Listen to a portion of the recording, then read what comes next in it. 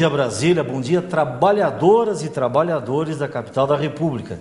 Está no ar mais um Canal do Trabalhador.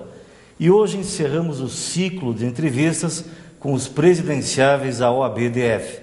Na última sexta-feira, encerrou-se o prazo para inscrições de chapas e, conforme havíamos anunciado, apenas 3 chapas se inscreveram. Questão de ordem é o tema de campanha de Francisco Caputo, ele que é o atual presidente e candidato à reeleição. Caputo é advogado desde 1994, começou um pouquinho depois de mim, né? Uns 3 anos depois. Advoga no direito eleitoral, direito do consumidor e direito do trabalho.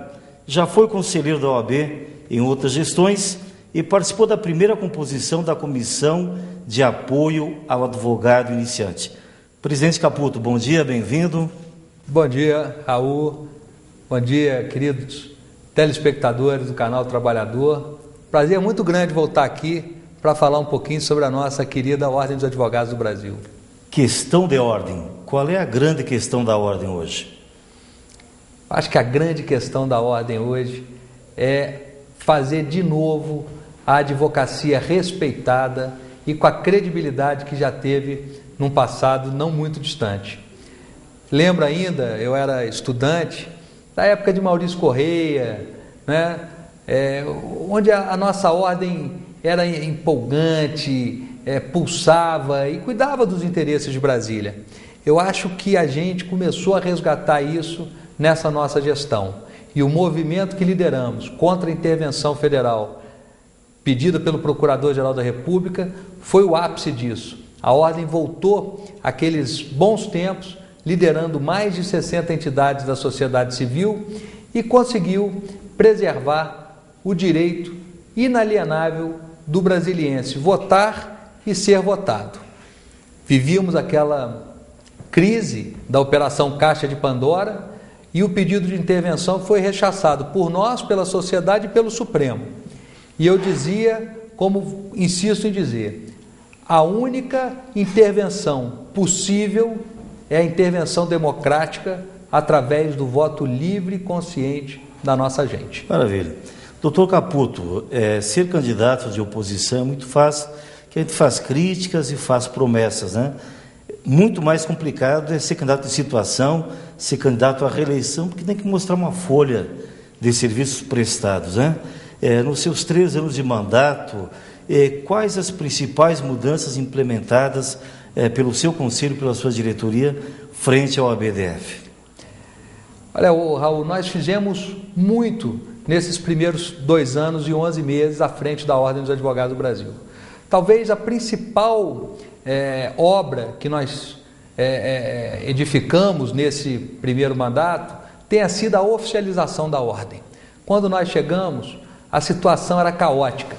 Tínhamos bens penhorados, o nome da nossa entidade estava inscrito no cadastro de inadimplentes do governo federal, os programas que rodavam nos nossos computadores eram piratas, atestados por peritos oficiais da Microsoft, o nosso prédio estava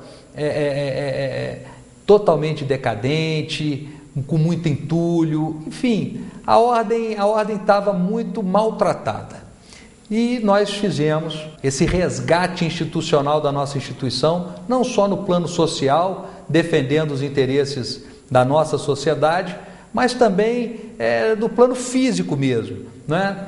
Saímos de 180 computadores velhos para 305 máquinas novas, renovamos a nossa frota de vans, ampliamos, hoje são carros modernos, que dão conforto e segurança ao advogado, reformamos as principais salas do Tribunal de Justiça, das subseções, dobramos o número de computadores, colocamos rede wireless para os advogados acessarem os seus próprios notebooks, interligamos todas as subseções e as salas com a nossa sede através de fibra ótica, enfim, demos todo o apoio ao advogado de início de carreira, o recorte digital, o piso salarial do advogado, uma coisa que era impensável aqui no Distrito Federal e que hoje está sendo imitado em todo o Brasil. estendemos aquele programa de desconto que é praticado no Brasil inteiro, que nos 3 primeiros anos o advogado em início de carreira paga só 50% da anuidade. Nós aumentamos esse prazo para o 4º e 5º ano. Então hoje o advogado tem mais tranquilidade para investir no seu escritório. Até o 5º ano de carreira só paga metade. Até o 5º ano de inscrição só paga 50% da anuidade, né? E fizemos um resgate de mais de 6 mil advogados que estavam inadimplentes com a nossa entidade. E hoje nós ostentamos o menor índice de inadimplência do país. Isso por quê? Porque hoje o advogado sabe aonde o seu dinheiro está sendo investido, não é? Nós recuperamos 6 milhões e 800 mil reais em anuidades atrasadas, resgatamos 6 mil advogados que estavam inadimplentes e, infelizmente, temos que constatar que a gestão que nos antecedeu deixou prescrever, sem cobrar, mais de 22 milhões em anuidades não pagas, que era o dinheiro que poderia estar hoje sendo empregado em apoio à advocacia ou mesmo para justificar uma diminuição da nossa anuidade. Como foi feita essa recuperação? Um plano de incentivo, com parcelamento, com desconto? Como é que se operacionalizou isso? Exatamente, Raul. Nós fizemos 2 planos de resgate desses advogados. Porque para nós o mais importante não era só ter o valor da anuidade em caixa. Para nós era muito importante ter o profissional da advocacia de novo inserido na sua entidade, podendo receber a revista, o recorte digital, podendo usar as nossas salas com toda a segurança, o nosso transporte, porque quanto maior a nossa entidade, mais força, mais credibilidade, mais respeitabilidade e legitimidade ela terá para atuar em favor da advocacia e em favor da sociedade do Distrito Federal. Doutor Caputo, ambos os candidatos de oposição aqui estiveram e falaram a questão da transparência das contas da OAB, que não estaria havendo uma transparência na atualidade e que eles propõem justamente uma transparência total, absoluta e restrita, né? O que o senhor tem a dizer sobre isso? O que está faltando para a OAB ser mais transparente? Eu acho, Raul, que está faltando os colegas das outras chapas conhecerem um pouco mais a realidade da nossa entidade. Os 2 colegas que estão no pleito comigo participaram da gestão anterior. Um, inclusive, era vice-presidente e presidente da comissão de prerrogativas. Eu acho muito interessante as propostas que eles lançam para a categoria. Essa mesmo, de transparência, é muito interessante porque isso já há. Se qualquer advogado ou qualquer cidadão entrar no site da OAB, vai ver lá um link de transparência, onde ele vai ter acesso a todos os balancetes da nossa entidade. E qualquer colega nosso, se quiser ter acesso a qualquer processo de compra da nossa entidade, basta se dirigir ao nosso prédio Maurício Corrêa, que lá ele vai ter todos os processos de compra que não existiam na ordem, à sua disposição para consulta, e vai ver que todos os processos foram precedidos de uma tomada de contas, uma tomada de preços, né? E foram submetidos ao crivo da nossa advocacia geral e só foram efetivados após o de acordo do nosso diretor de secretaria e de pelo menos 2 diretores, sendo eu necessariamente um deles. Perfeitamente. Concurso público para ingresso no quadro de colaboradores da OAB. Isso também é uma matéria muito interessante dos candidatos da oposição apresentarem, porque nós também já fizemos. O bom de estar na situação, num processo de reeleição, é que você pode mostrar efetivamente o que você fez. E pela primeira vez na história da Ordem dos Advogados do Brasil, em todas as seccionais, nós fizemos um concurso público para contratação de advogados. O concurso foi um sucesso, um concurso bastante difícil, concorrido, e já contratamos 3 advogados através desse concurso. Um deles, infelizmente, já passou num concurso para juiz no Paraná, teve que nos deixar, já vamos convocar o 4º colocado. Mas foi mais uma das inovações da nossa chapa, questão de ordem, e mais um compromisso assumido em 2009, que foi integralmente cumprido pela nossa gestão. Apoio ao advogado iniciante é um dos temas principais das suas propostas, né? Além dessa anuidade reduzida a 50%, que outras medidas de apoio ao advogado iniciante? Olha, pela primeira vez no Brasil, uma seccional oferece inteiramente de graça para o advogado inscrito na nossa entidade, o recém-inscrito na nossa entidade, um curso de formação para o exercício da advocacia. Isso porque, Raul, o ensino praticado aqui no Distrito Federal, ele tem uma filosofia de encaminhar os bacharéis para o concurso público. Nós reconhecemos, não para a advocacia, né? E não para a advocacia, mas nós queremos, e a sociedade precisa, de bons profissionais na advocacia. Tem muito mercado de trabalho ainda a ser explorado. Agora, o bacharel, ele não foi treinado para a advocacia e nós precisamos dar instrumentos para ele, para que ele siga a nossa profissão. Por isso nós damos esse curso inteiramente grátis e ele tem acesso a português jurídico, ética profissional, que é um dos pilares da nossa administração, prerrogativas, que é outro pilar da nossa administração, português jurídico, que é a nossa ferramenta, é a nossa espada, é a língua falada e escrita, peticionamento eletrônico, que já é uma realidade em praticamente todos os tribunais, advocacia em Tribunal Superior, que é uma grande vocação aqui de Brasília, enfim, e oratória. Isso inteiramente de graça. Além disso, nós fizemos um convênio com um programa de modernização da advocacia e nós damos também inteiramente de graça, durante 2 anos, um programa de gestão e acompanhamento de processo, gestão de escritório e acompanhamento de processo. Além disso, damos de graça também o nosso programa Recorte Digital, que é um verdadeiro sucesso. Todo advogado do Distrito Federal adimplente tem na sua caixa de mensagens, na sua caixa de e-mails, inteiramente de graça, toda a informação processual que é publicada na imprensa oficial. E nós ampliamos esse serviço para os fóruns aqui de Brasília e de mais 5 estados da federação, à escolha de cada advogado. Maravilha. Né? A mulher advogada, alguma proposta específica? Olha, a mulher advogada foi outro ponto de destaque da nossa administração, porque nós fizemos um trabalho muito voltado para a mulher advogada, mas para a mulher de um modo geral. Né? Fizemos várias campanhas com outras instituições de apoio à mulher, como a Associação das Mulheres Empresárias, da Rede Feminina de Combate ao Câncer, né? E aí fizemos várias atividades com relação à Lei Maria da Penha, com relação à saúde da mulher, o câncer de mama, as doenças sexualmente transmissíveis. Comemoramos os dias das mães, coisa que não era feita há muitos anos lá na nossa entidade. Ou seja, nós demos uma atenção total para a mulher advogada. Fizemos gestões junto ao CNJ e aos tribunais para dar melhores condições à mulher que está amamentando, à mulher gestante, evitar que ela passe nos detetores de metais, que elas tivessem prioridade na marcação de audiências, e inauguramos muito recentemente uma sala de amamentação no prédio principal da Advocacia Geral da União. Hoje, um ambiente tranquilo para que a advogada e as funcionárias também que militam naquele edifício tenham um local reservado para interagir com os seus recém-nascidos e dar o carinho, o calor materno através da amamentação.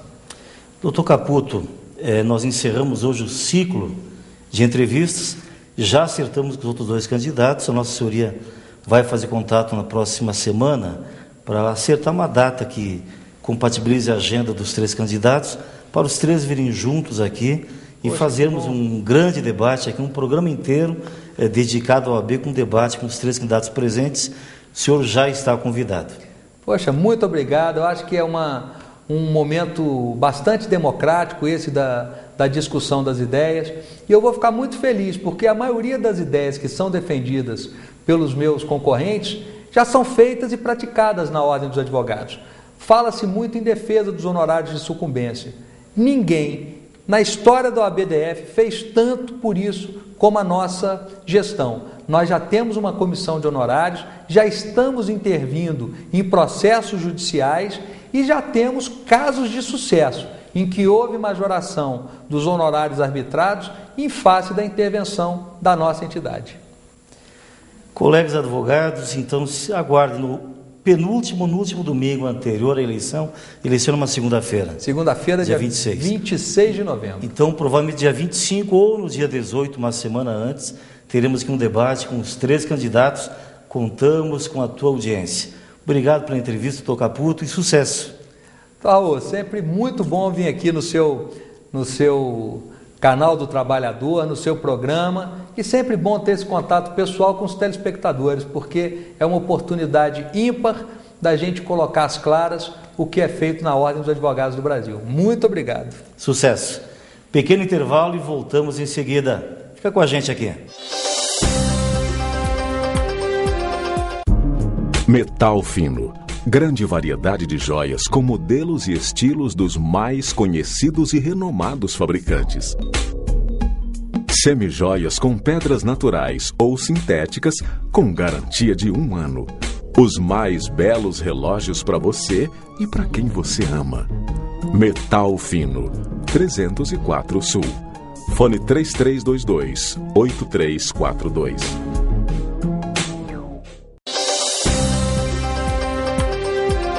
Estamos de volta com o Canal do Trabalhador. Foi promulgada e já está vigindo no âmbito do Distrito Federal a Lei Geral do Concurso Público. No próximo bloco, conosco o deputado Israel Batista, ele que foi autor do projeto. Mas agora, tendo a outra visão, a visão de mercado sobre a lei, o professor Mariano Borges, ele que leciona Direito Administrativo no Gran Curso. Professor Mariano, bom dia, bem-vindo. Bom dia, prazer. Professor Mariano, essa nova lei geral do concurso público, que tipo de benefício, vantagem ou segurança ela traz para o candidato a concurso público? Olha, doutor Raul, de uma certa maneira, a estabilização da relação candidato-concurso é notória. É um benefício que já em si já gera uma maior segurança para o candidato, dentre vários dispositivos. Agora, eu acho que o resguardo essencial trazido pela norma é que hoje, no nosso país, o concurso público ainda é uma das pouquíssimas formas de ascensão social. Então, eu acho que, nesse sentido, estava na hora do Legislativo se posicionar, já que o Judiciário não interveio em nenhum momento até agora. Essa lei ela vem em complementação à Lei 8.112 ou não tem nada a ver com a 8.112? A Lei 8.112 é o regime jurídico do trabalhador, servidor público federal. Perfeito. Servidor público federal. Uma lei que já tem 22 anos, né? A lei do concurso, ela vem resguardar a condição do candidato, como, por exemplo, dispositivos quanto ao distanciamento mínimo de 90 dias entre a publicação do edital e a realização da prova, que, por exemplo, já gera uma condição de certeza quanto ao tempo de preparação prévio. Ela traz, assim, a necessidade da publicação com antecedência quanto à modificação por mais 90 dias, caso haja uma retificação substancial no edital. Então, são dispositivos diretamente ligados ao candidato, ligados a essa figura que é uma criatura que a gente convive, que está sensibilizado, está no momento delicado da sua vida. Os senhores, a iniciativa privada, os interessados, os ditos concurseiros e suas entidades representativas foram consultadas, participaram do debate para a feitura da lei ou não? Olha, posso assegurar para o senhor, o professor Grangeiro, o presidente do grupo, Gran Curso, ele, inclusive, junto com o movimento, nós temos um movimento de moralização dos concursos públicos. Tivemos na Câmara, uniformizados, né, mais de uma vez. Foi uma pessoa que debateu e encaminhou propostas diversas, muitas delas que foram acatadas na lei. Ouvimos alunos, mas não foi 1 ou 2, porque nós temos um núcleo de prestação de assistência a esses alunos. Mais do que isso, enquanto que advogado, eu vislumbrei casos concretos e a gente movimentou a sociedade no sentido de chegar ao legislador. Chegamos propriamente a alguns deles e o reflexo está aí na norma. Maravilha. O Gran Curso é uma das maiores empresas, das maiores instituições do DF hoje que prepara os candidatos aos concursos públicos, né? Como é que está o mercado para o concurseiro? Está bom? Tem vários concursos se desenhando, se afigurando para o próximo ano? Como é que está essa ebulição? Olha, o momento é realmente, sem dúvida nenhuma, peculiar, né? A gente tem quase que uma vez por semana, às vezes mais que uma vez por semana, um edital. O que vem beneficiar muito aquele candidato que já vem se preparando. Sem dúvida nenhuma, o momento para o mercado é ótimo, o mercado está muito aquecido. Mas especialmente no caso do Gran Curso, a gente trabalha com cursos regulares, com trabalho sequencial, um trabalho de longo prazo também. Então a gente sempre tem uma frequência de alunos que muitas vezes já estão até no serviço público, mas continuam querem ascender. Sem dúvida nenhuma. Me diz uma coisa, no concurso público não há oportunismo, né? Tem que ter um longo tempo de preparação, né? Costumo falar para meus alunos que é uma corrida de fundo, não é uma maratona. Não é 100 metros rasos, não. Existem, sem dúvida nenhuma, aqueles candidatos que estudam bem rapidamente, passam. Com mais facilidade de assimilar. Mas é exceção. Eu digo assim que a preparação varia de 1 a 3 anos. Nunca vi mais que 3 anos, assim, raríssimos casos. E só tem 2 tipos do candidato, o que passa e o que desiste. Mas, sem dúvida... Mas se perseverar, a média é 3 anos. Máxima. A máxima. A máxima. E eu digo assim, a qualquer carreira. Estudando mesmo. Quais os melhores concursos do ponto de vista de carreira, de remuneração que estão em vista por aí? Olha, a gente teve esse ano a gente teve as advocacias. Vamos ter agora Tribunal de Justiça, previsão para várias agências reguladoras. As agências reguladoras têm uma remuneração para nível médio acima de R$5.000, quer dizer assim, é bem acima do que o mercado de trabalho. Muito atrativo. Né? E fora isso a gente tem também as auditorias públicas que são fantásticas, salário inicial aí com subsídio de mais de R$14.000. Então, se tem uma perspectiva para o ano, o STF sinaliza no sentido de concurso também. Então, tem um ano promissor. Para quem está formando agora segundo grau até o curso superior e nunca antes enfrentou um certame desse, quais as dicas que o senhor daria para ele começar a se preparar? Olha, o começo é, sem dúvida nenhuma, é o momento mais difícil. O caminho é procurar uma instituição. Eu digo assim, pode ser até que num estudo mais avançado, o candidato opte por estudar sozinho. Mas iniciar, aprender a rotina, conhecer a banca, conhecer esse trabalho, depende, é mais facilitado com um cursinho, onde você vai ter um direcionamento. Esse direcionamento inicial, na minha opinião, começa com o estudo do direito constitucional, do direito administrativo e da língua portuguesa, que é a base desse. É o fundamental, né? É o fundamento. Me diga uma coisa, se eu tenho ideia, uma estatística hoje em Brasília, no DF como um todo, qual é o número de concurseiros, esse pessoal que está se preparando, aguardando uma vaga? Olha, eu não tenho essa estatística não. Mas eu digo para o senhor assim, tem 6 anos que eu trabalho ministrando aula, especificamente, também pós-graduações, eventualmente em faculdade, mas muito em cursinho. Esse fim de semana eu estive no Parque Shopping, eu até brinquei com a minha esposa, eu falei, estou parecendo um candidato a deputado. Então assim, a gente percebe tanto de gente que conhece, que não é pouca gente não. Maravilha. Obrigado pelas dicas, obrigado pelas informações. Leve o nosso abraço sincero e afetuoso ao professor Grangeiro também. Grato, um prazer é todo meu. Vamos a um pequeno intervalo e no retorno, o deputado professor Israel Batista para continuar o tema Lei Geral dos Concursos Públicos. Metal fino. Grande variedade de joias com modelos e estilos dos mais conhecidos e renomados fabricantes. Semijoias com pedras naturais ou sintéticas com garantia de 1 ano. Os mais belos relógios para você e para quem você ama. Metal fino. 304 Sul.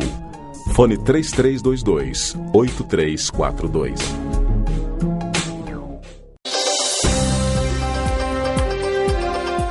Conforme anunciamos no bloco anterior, foi promulgada, sancionada no último dia 15, a Lei Geral dos Concursos Públicos. Ela regulamenta a realização do certame no âmbito da administração direta, autárquica e fundacional do Distrito Federal. Trata-se de um projeto de lei do Executivo, todavia, o seu principal articulador foi o deputado em primeira legislatura, professor Israel Batista, que está conosco no estúdio agora para nos esclarecer sobre essa lei. Bom dia, deputado, bem-vindo. Bom dia, muito obrigado pelo convite, é um prazer estar aqui no seu programa. Deputado, essa Lei Geral do Concurso Público, quais as principais garantias, direitos, que tipo de segurança maior ela traz para o candidato? Olha, essa lei, ela é exemplar para o Brasil. Em Brasília são 3... É a primeira no Brasil? É a primeira em nível estadual do Brasil e é a mais completa entre as que já existem em alguns municípios, como exemplo do Rio de Janeiro. Então é uma lei que se torna imediatamente um exemplo nacional, porque ela moderniza a instituição do concurso público e nada mais justo do que ser primeiro aplicado aqui em Brasília, que é a terra dos concurseiros. Exatamente. São 350 mil concursandos. No nosso domingo a gente tem visita à mãe, almoço de domingo, churrasco e concurso público. Todo mundo está acostumado com isso. Então, Brasília tinha que ter uma lei como essa. Essa lei, ela dá garantias muito importantes. Eu acrescentei à lei 8 emendas, são fundamentais. E a emenda, por exemplo, que determina o prazo de 90 dias mínimos entre o edital e a realização da prova.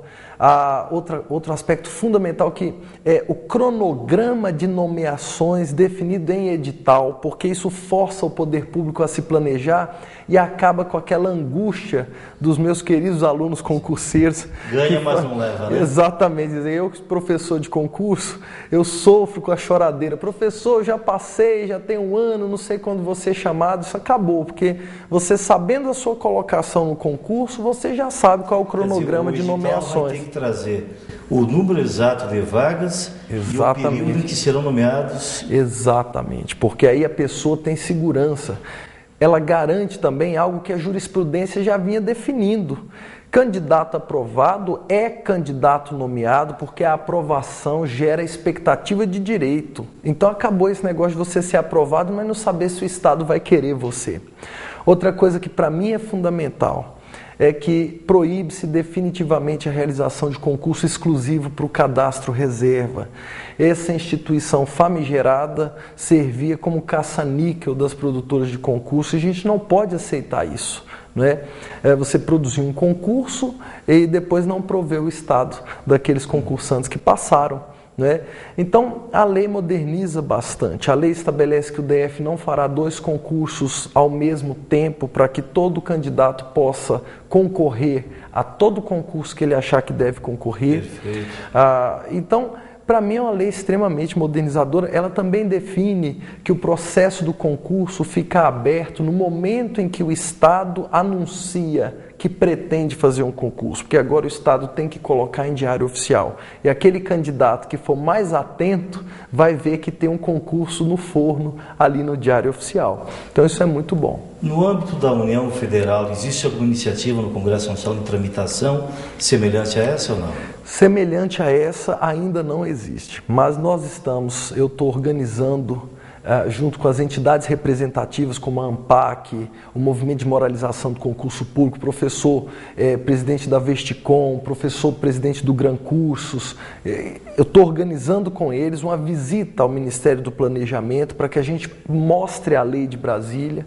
Já entraram em contato com a assessoria do governador Agnello dizendo que a lei é exemplar e que eles querem conhecer o projeto que foi feito aqui em Brasília e eu estou encarregado de levar isso para o governo federal. Então vamos ver se Brasília consegue dar esse exemplo para o Brasil. A lei ela prevê alguma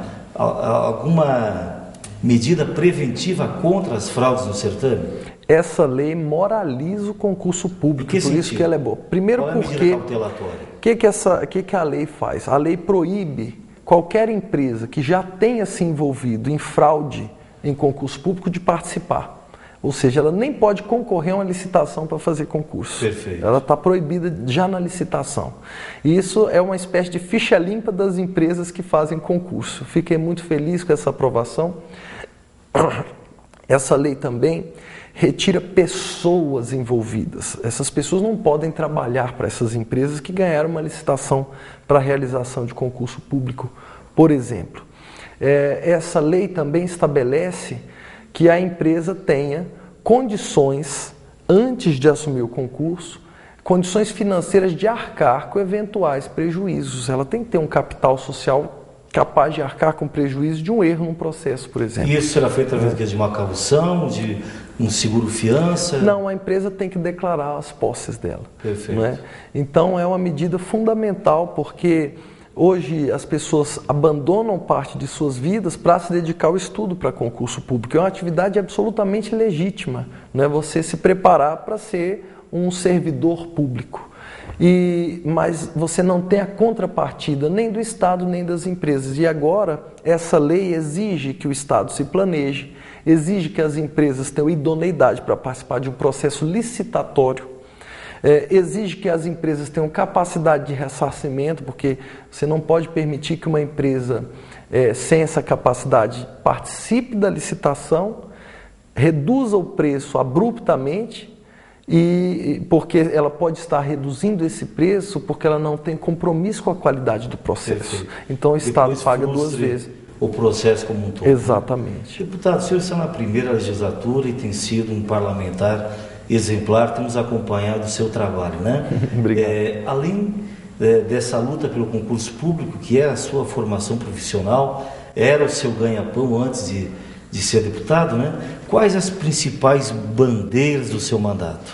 Olha, a primeira bandeira é a educação, mas não uma educação voltada para a defesa de interesses exclusivamente de categoria.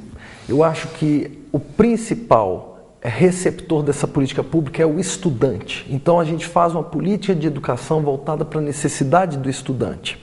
Por isso a gente apresentou a lei da padronização das escolas. Tem escola que não pode ser chamada de escola, porque não tem um laboratório de informática com internet em pleno século XXI, porque não tem uma quadra na capital da República, da quinta economia do planeta, né? Uma escola sem quadra esportiva, no mundo em que se faz campanha contra o câncer de pele, você coloca estudante para fazer educação física às 3 da tarde, com sol a pico praticamente. Escolas sem auditório para as atividades culturais. E principalmente escolas sem coração, que é escola sem biblioteca. Isso é inconcebível. Isso se refere somente a escolas públicas ou privadas Todas também? As escolas precisam se enquadrar na lei da padronização da escola. Mas há hoje no DF escolas privadas sem esses padrões mínimos? Existem, poucas, são pouquíssimas, não é a realidade da escola particular, é a exceção, mas é a realidade na escola pública. Né? Então é preciso mudar isso, certamente. E a educação pública do DF, qual é o principal problema que você observa hoje?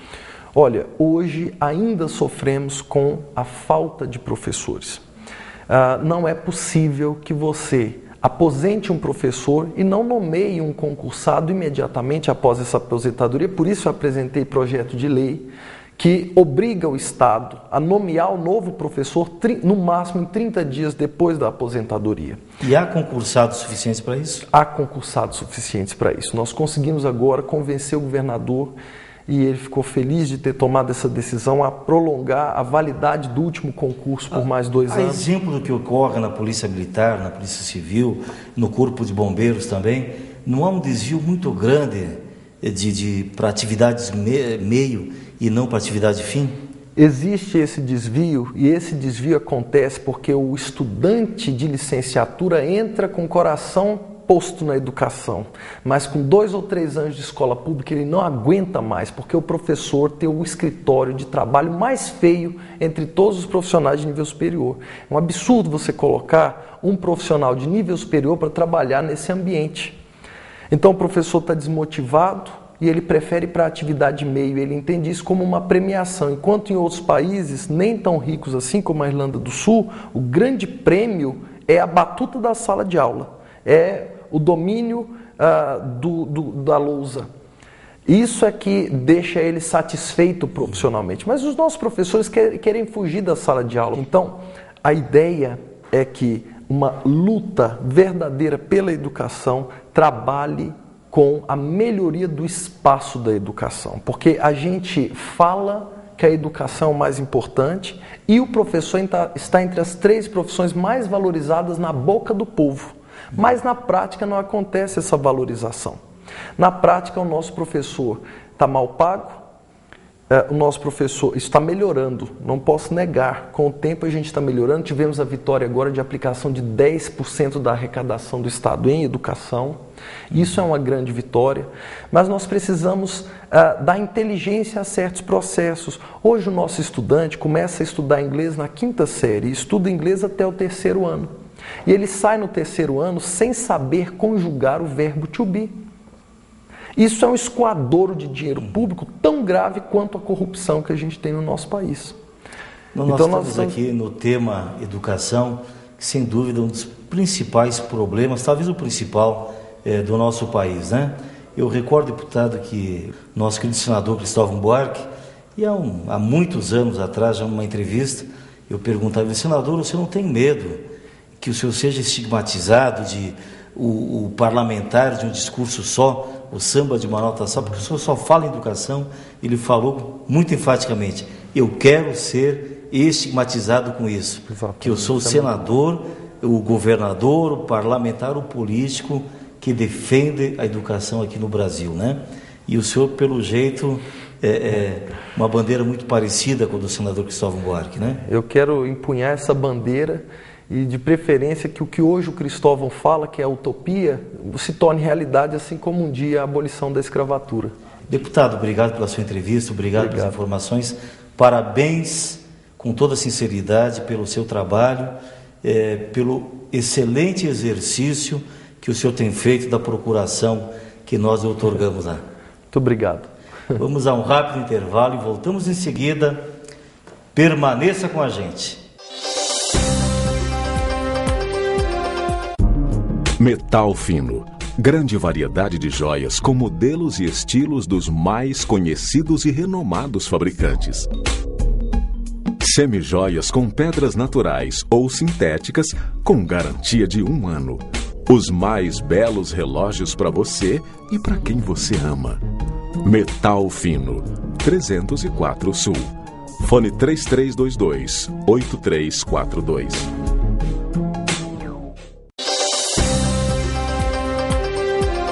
Canal do Trabalhador está de volta e conosco no estúdio Dr. Paulo Henrique Paranhos, presidente do Instituto dos Arquitetos do Brasil. Bom dia, Dr. Paulo Henrique. Bom dia, Dr. Raul. É um prazer imenso estar aqui nesse programa. Mais uma oportunidade para nós conversarmos com a nossa cidade, sei do seu prestígio e para nós é importante.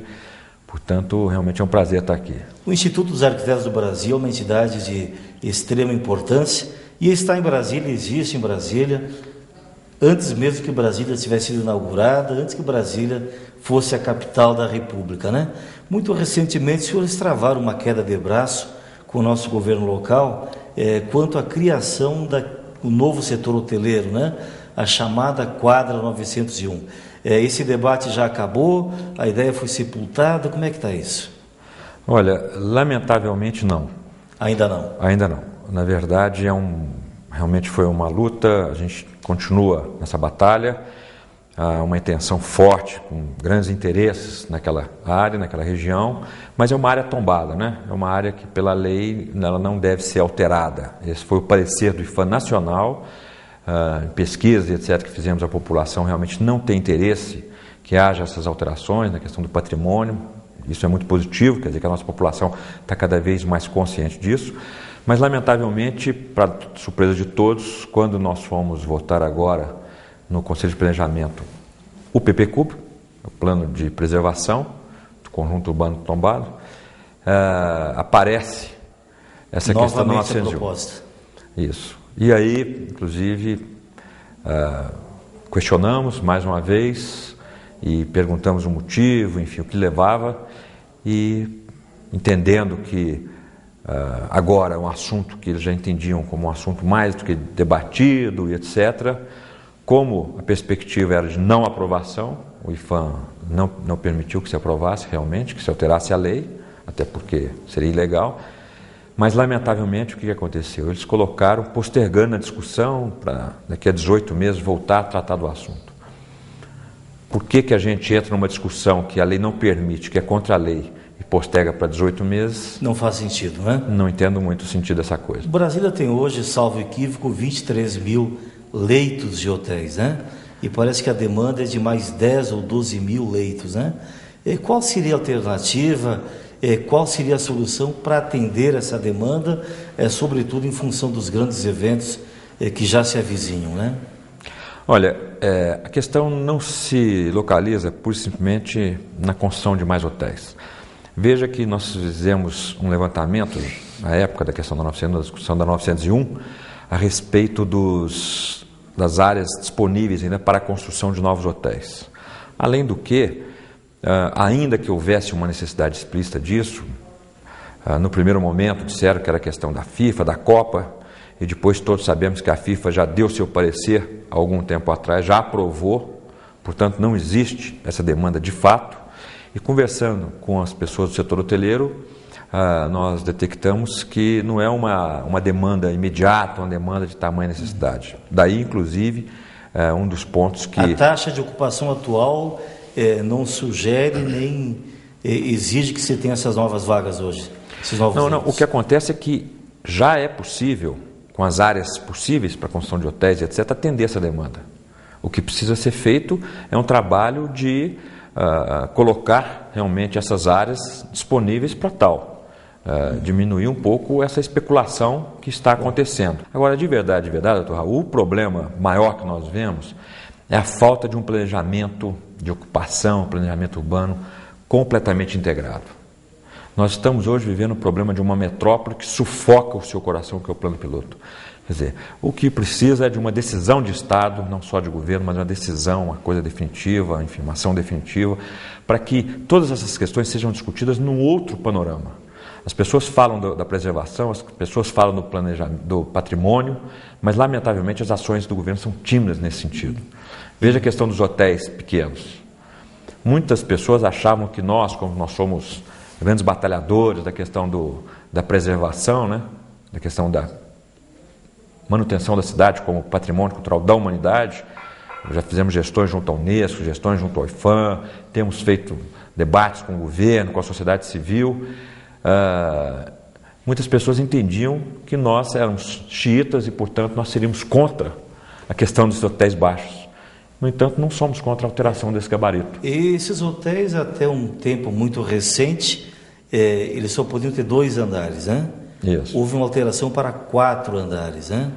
O senhor acha que é possível que eles sejam autorizados a fazer até 16 andares também? Não, 16 eu não diria. A questão do patrimônio, ela é delicada. Há poucos dias eu estava respondendo a um órgão da imprensa e eu estava dizendo exatamente isso. O problema é um entendimento mais cuidadoso, mais profundo da questão da preservação de uma cidade que é um patrimônio vivo. Nós todos queremos o desenvolvimento da cidade, só que nós queremos um desenvolvimento realmente sustentável.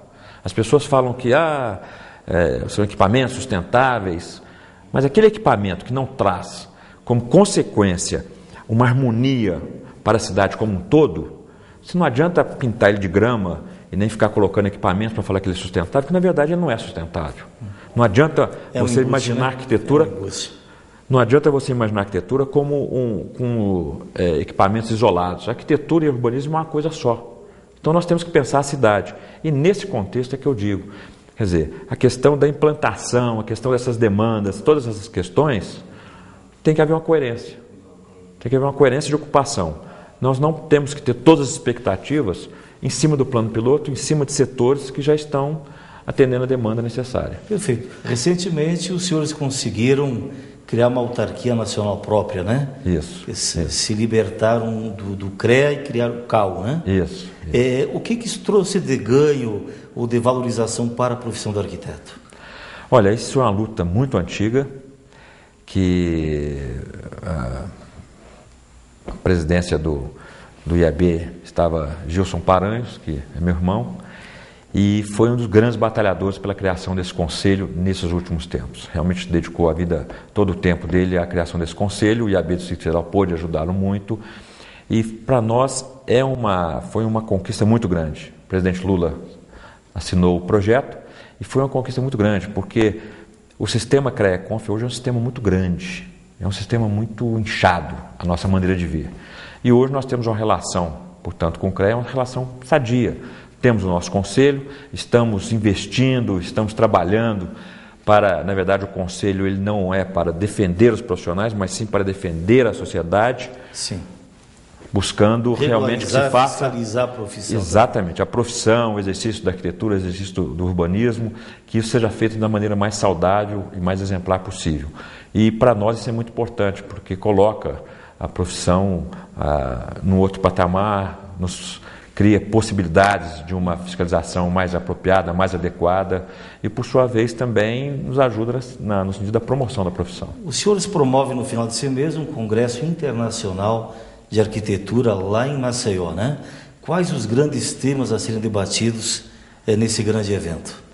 Olha, o congresso dessa natureza tem uma diversidade muito grande de temas, né? Na verdade tem uma diversidade, mas a questão hoje da sociedade contemporânea é a questão da ocupação do território urbano. Quer dizer, hoje, se você olhar a proporção, nós já superamos, né, a população que vive nas cidades do que a população que vive nas zonas rurais. Então, a questão das cidades é o grande enfoque, a questão do pensamento da arquitetura e do urbanismo voltado para uma sociedade coletiva, uma sociedade que a questão do público e do privado tem que ser relativizada, essa distinção.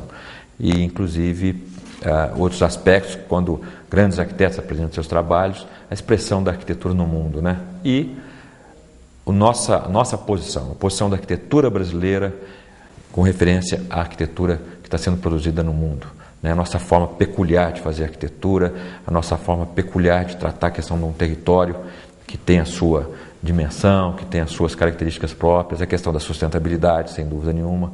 Mas veja, a questão da sustentabilidade entra nesse contexto maior, não é uma questão única, não é uma questão de um modismo que surge agora.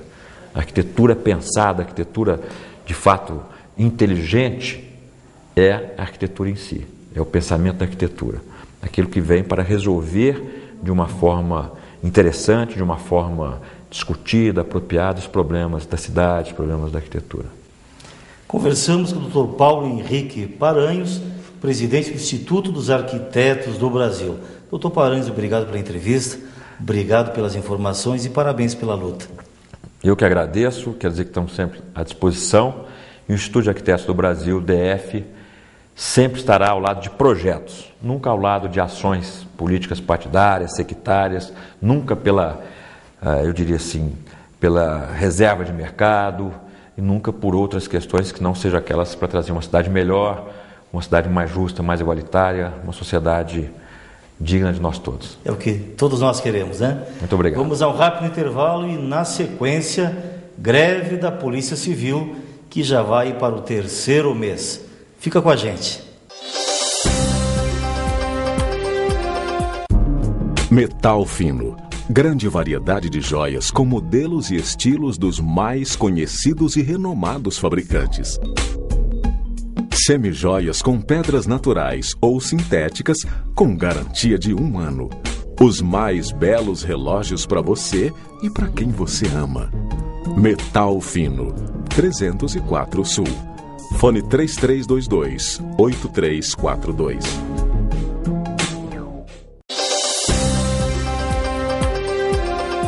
Os policiais civis do Distrito Federal estão em greve há exatos 73 dias. A categoria reivindica aumento salarial, aumento do efetivo e melhores condições de trabalho. É a greve mais longa da história da capital da República. Mais uma vez conosco, Ciro Freitas, presidente do Simpol DF. Bom dia, presidente, bem-vindo mais uma vez. Bom dia, Raul, é um prazer participar do seu programa. Prazer melhor seria se fosse para anunciar uma boa negociação e o final da greve, né? Raul, é tudo que a categoria hoje espera do governo, tá? Isso aí não nos orgulha, estarmos de greve todo esse período, tá? Nós sempre tivemos sérios problemas de relacionamento com esse governo, né? Que é um governo que demonstra não ter compromisso com a segurança pública da capital. Porque eu falo em nome da Polícia Civil, mas temos contato com outros segmentos da segurança pública e a informação é de que outros segmentos também estão sofrendo o mesmo descaso que os policiais civis estão sofrendo. O governo não assinou nenhuma proposta, nada de concreto, nenhuma contraproposta às reivindicações dos senhores? A nossa reivindicação, isso aí é bom esclarecer, ela é uma reivindicação de Estado, ela não é de governo, tá? Porque os nossos pleitos iniciaram em 2009, não era esse governo que está aí hoje, tá? Então hoje o próprio governo alega que o nosso movimento ele é descabido, é um movimento radical, é um movimento político, né, com o intuito de causar embaraço para o governador. E olha, em momento nenhum a intenção dos policiais civis é essa. A nossa pauta, que é uma pauta que o próprio governo reconhece como justa, tá? Nós queremos, mais do que nunca, o aumento do efetivo policial, já que é o mesmo, né, desde 1993, há quase 20 anos. Tá? Nós estamos precisando muito do plano de saúde, já que as despesas com saúde, quando o policial sofre algum incidente inerente à profissão que ele exerce, que é de atividade de risco plena, ou seja, o policial civil, mesmo de folga, ele corre risco. Mas se ele sofrer, né, for vítima de um disparo de arma, em um confronto com a bandidagem, ou em perseguição, ele capota uma viatura, ele tem que arcar do bolso com essa despesa. Ou seja, mesmo defendendo em nome do Estado, ele tem que arcar com essa despesa, né, referente aos cuidados médicos, tá? Sendo que possui, né, um plano de saúde, os servidores públicos federais já o possuem, mas, no entanto, ele se nega a estender para os policiais civis. Tá? Nós estamos no movimento desde 2009 e hoje a categoria ela não acredita mais no governo, porque o governo nos pede para suspender a greve, para continuar negociando. Só que nós, em 2 oportunidades, nós fizemos o que o governo pediu, as 2 vezes, inclusive uma delas, questão salarial, o ano passado, e ele não implementou para a categoria. Então hoje, o que o governo nos pede é que nós suspendemos o movimento para voltar para a mesa de negociação. Ocorre que se o governo não fizer uma proposta firme e consistente e por escrito, eu acredito que a tendência da greve é continuar. Houve inclusive uma propositura de que o governo apresentasse uma proposta avalizada pela OAB, né? Isso não foi avante. Olha só como os policiais, a categoria, ela é coerente. Nós solicitamos para o governo que ele colocasse a sua intenção, então, como proposta.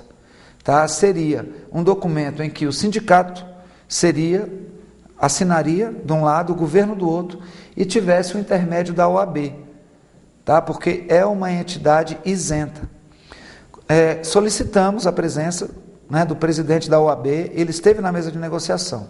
No entanto, o governo nega a dar esse passo importante. Ele não quer formalizar.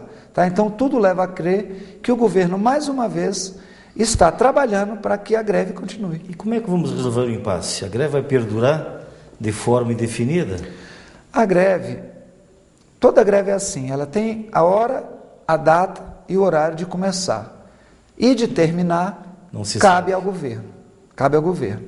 Cabe uma boa negociação, cabe ter bom trato com os policiais e, ao mesmo tempo, ter uma confiança mútua. O governo confiar nos policiais civis e os policiais civis confiar no governo. A partir do momento que faltam um desses itens, a tendência é continuar a greve. Recentemente, Ciro, o deputado Wellington, que já presidiu o sindicato, foi destituído do cargo de secretário de condomínios, né?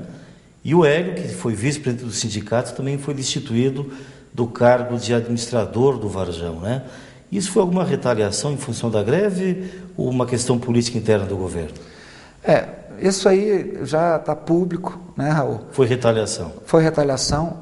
O deputado Hélio, hoje deputado, né, eu sucedi ele, né, lá no sindicato, e eu tenho, né, no meu maior grau de conceito, ele é uma pessoa muito séria e leal. Quando foi para decidir se ele ficaria do lado do governo ou do lado da categoria, ele não pensou 2 vezes, ele escolheu seguir o lado da categoria. E imediatamente o governo o exonerou, né, da condição de secretário de regularização dos condomínios, um trabalho que ele inclusive estava fazendo, mesmo sem estrutura nenhuma, sem uma sede, sem sequer uma sala, mas ele estava fazendo um trabalho, visitando todos os condomínios, estava atendendo, sério, né? Muito sério, atendendo inclusive nas salas reservadas para o síndico dos condomínios, né? Estava fazendo um trabalho muito sério, mas para o governo parece que em primeiro lugar é a retaliação política em detrimento do atendimento à população, à sociedade que está tão carente de moradia. E aconteceu a mesma coisa com a administração do Varjão.